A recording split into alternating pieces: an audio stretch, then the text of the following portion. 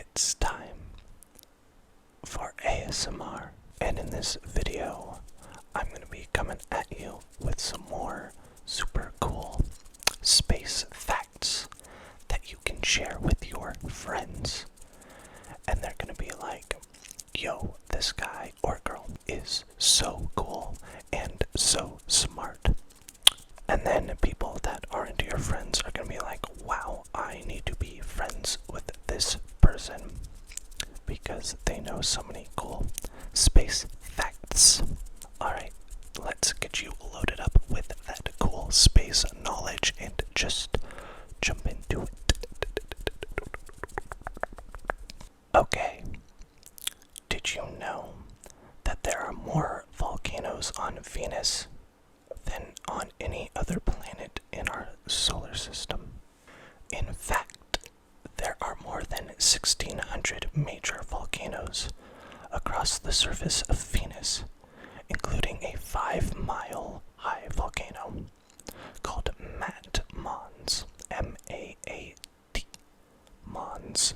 However, none of these volcanoes are actually known to be erupting at present, and most are probably long extinct. Uranus is blue glow is due to the gases in its atmosphere. Uranus's atmosphere is made up of hydrogen, helium, and methane. The methane in Uranus's upper atmosphere filters out all the red light from the sun, but reflects the sun's blue light back into space, giving its blue appearance. In our solar system, there are 4 planets known as gas giants: Jupiter, Saturn, Uranus, and Neptune. A gas giant is a large planet that is made up of mostly gases like hydrogen and helium, and only has a relatively small rocky core. Uranus has 27 moons that have been discovered so far. It has 5 large moons and 22 small moons.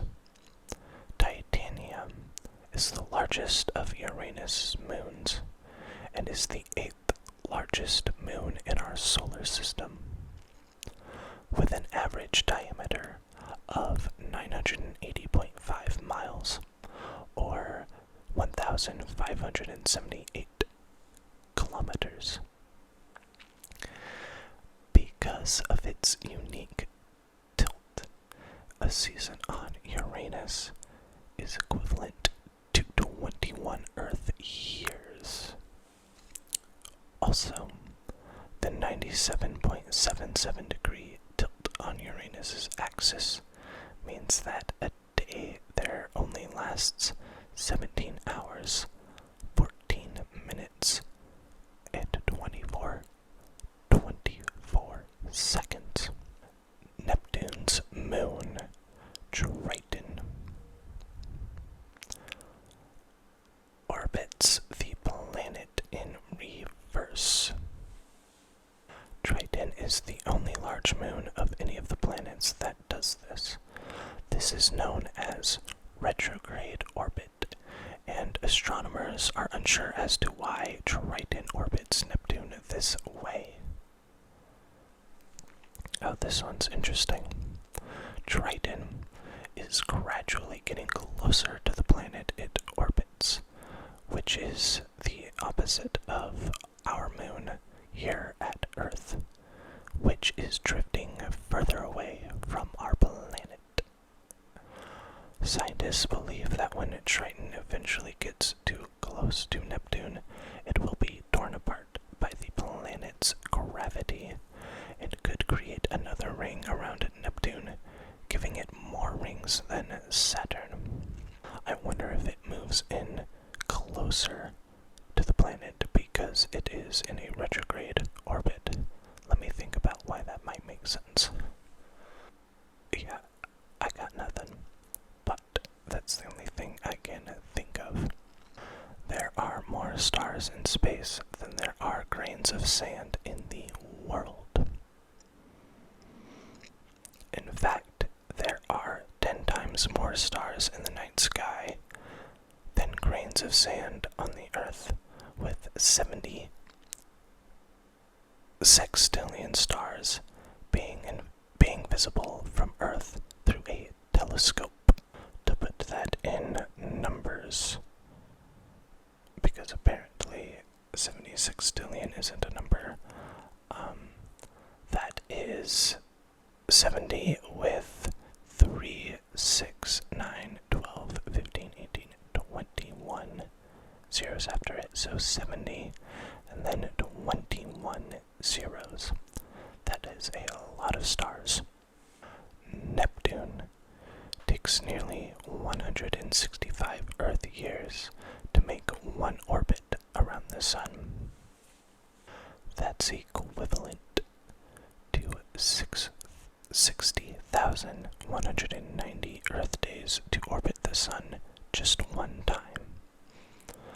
Neptune has a very slow orbital speed of 3.37 miles per second, or 5.43 kilometers a second.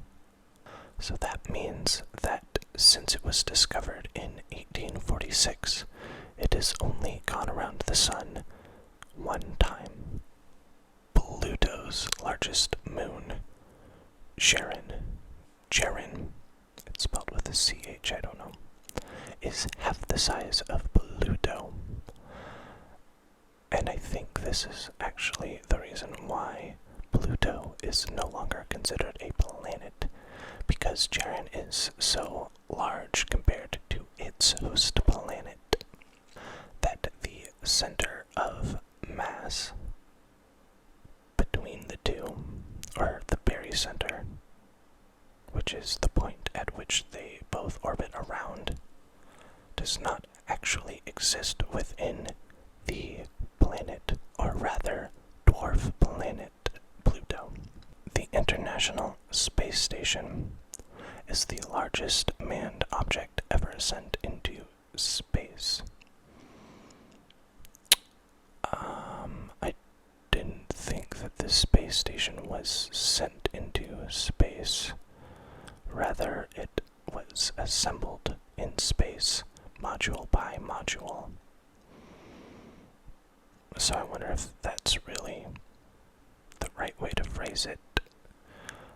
At 119 yards, 109 meters long, the International Space Station, or ISS, sits roughly 250 miles, or 400 kilometers above the Earth, and is the third brightest object in the sky.